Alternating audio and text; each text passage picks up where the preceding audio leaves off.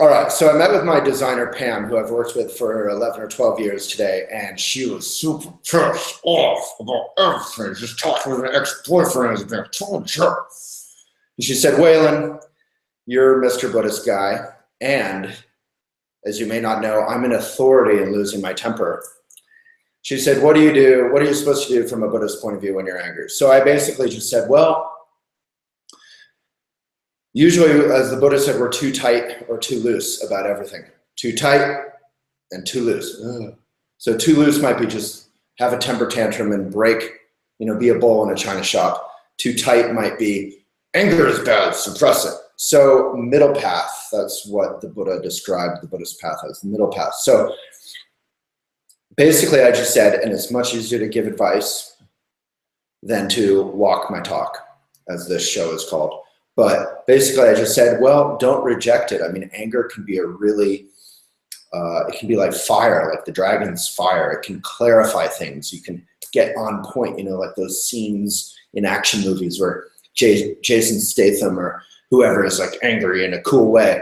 You can just get, Elvis style TCB, take care of business, get shit done. Excuse my French.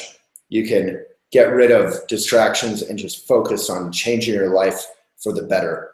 Maybe cut some people out of your life who aren't helpful consistently, and refocus your time management. And what you're angry about is a message, something that maybe isn't working and can be adjusted. So you have to remain open.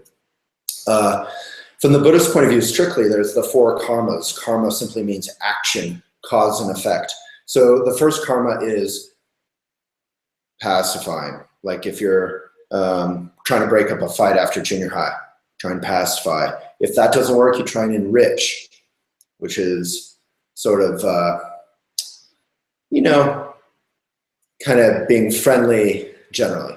And the third is magnetizing, kind of almost try and seduce it in with warm energy. It's a further expression of the enrich. And the fourth is like a mother's tough love. It's called destroying. So it's not done from my neurotic ego temper tantrum-y point of view, but it's done from sort of love, from the mother's tough love. Like if she sees her son or daughter about to touch the hot stove, no. Or like with your dog, my dog is about to run into the street, get hit by a car, no. So I think the key thing is not to add a lot of me, and never to want to hurt someone through that temper. But really to just clarify. So basically, don't reject it. That just makes you more angry. Anger on some level comes out of frustration and incompetence, not knowing how to react.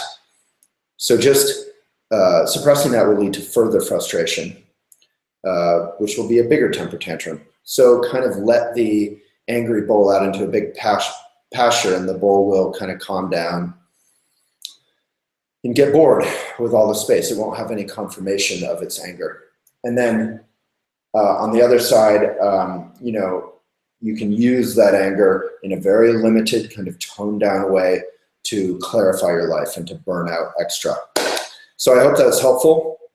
If you have any comments or wisdom or anything I've forgotten to add or any personal experience, please add it in comments, and I will charmingly or defensively reply. Thank you so much.